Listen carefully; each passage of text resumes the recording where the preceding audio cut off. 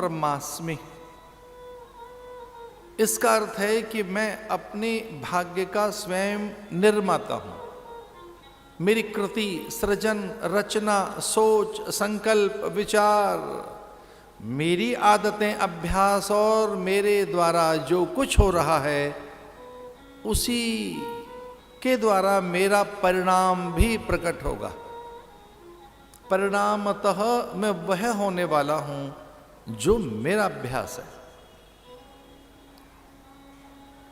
मैं अपने अभ्यास का परिणाम हूं, मैं अपने विचार का परिणाम हूं। मैं का अर्थ है हम मनुष्य। हम मनुष्य अपनी सोच की उपज हैं। हम जैसा सोचते हैं वैसी उपज, वैसा फल, वैसा उत्पादन, वैसी निर्मिति, वैसी रचना, वैसे परिणाम, वैसी प्राप्ति, वैसा फलादेश, वैसी निष्पत्ति, वैसी परिणति, और वही हम होते हैं जो हम करते हैं, सोचते हैं, बोलते हैं।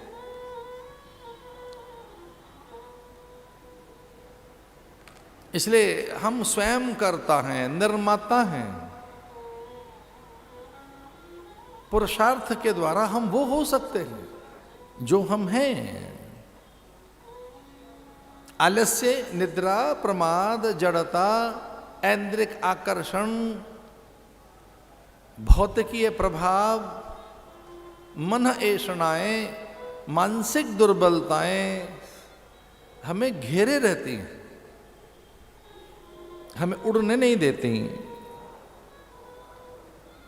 दोनों चीज हमारे पास हैं। ज्ञान के पंख भी हैं हमारे पास, वैराग्य की उड़ान हमारे पास है, संकल्प बल हमारे पास है, वो ईंधन हमारे पास है कि हम उड़ सकें, उठ सकें, उत्थिष्ट उठ सकें, थोड़ा एलिवेट हो सकें, थोड़ा नाभि से ऊपर उठ सकें, फिर कंठ से ऊपर उठ सकें, रसना रस और अपने स्वाद से ऊपर उठ सकें, इंद्रियों के भोगों से ऊपर उठ सकें, उत्थिष्टत, उत्स, थोड़ा और ऊंचा हम हो सके। प्रज्ञानम ब्रह्म, उस ज्ञान से स्वयं को समझ। प्राप्य वनान्य बोधत, अपने होने के सच को जान, अपने आप को पहचान। तेरी नियति, गति, मति, भाग्य, भोग, परिणति, फल और निष्पत्ति ब्रह्म है। तेरा होना ब्रह्म है। स्वर्ग तक पहुंचना पुरुषार्थ नहीं है।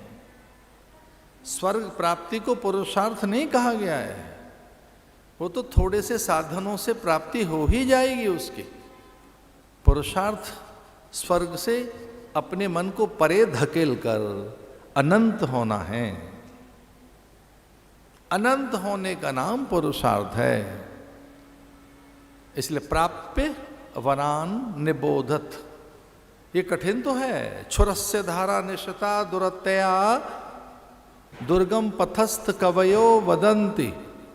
छुरस्य धारा, छुरा शब्द संस्कृत भाषा का है। छुरा,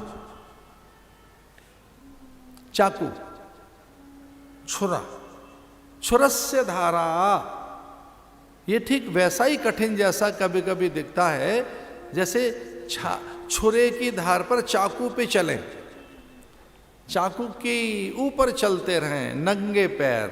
छुरस्य धारा निश्चिता दुरत्या, थोड़ा कठिन सा तो है। दुर्गम पथस्थ कवयो वदंती, जो पहुंच गए वो ये कह रहे थे क्या कठिन तो है, लेकिन भगवत बल साथ हो, ईश्वरीय बल साथ हो, संकल्प बल पास हो, थोड़ा सा ईश्वरीय अनुभव करते हुए तो भक्ति में ये मार्ग सुगम हो जाएगा। अयम आत्मा ब्रह्म, वो दूसरा नहीं है, कोई भिन्न नहीं है। इसलिए कहा गया ब्रह्मविद ब्रह्मैव भवति। एकीकृत हो, अपने को इकट्ठा कर, तत्तु समन्वयात्। समन्वित हो, एकीकृत हो, खुद को इकट्ठा कर, अपने तक पहुंच, बीन बटोर खुद को, उलझ मत, चारों ओर बिखर मत। व्यक्ति, वस्तु, पदार्थ, दृश्य, घटनाओं में, रूप, रस, गंध, सुगंध में, स्वप्न और जागृत अवस्था में, तेरे मेरे में, ये मेरा ये तेरा है, इस सब में से निकल, समन्वित हो, इकट्ठा कर खुद को।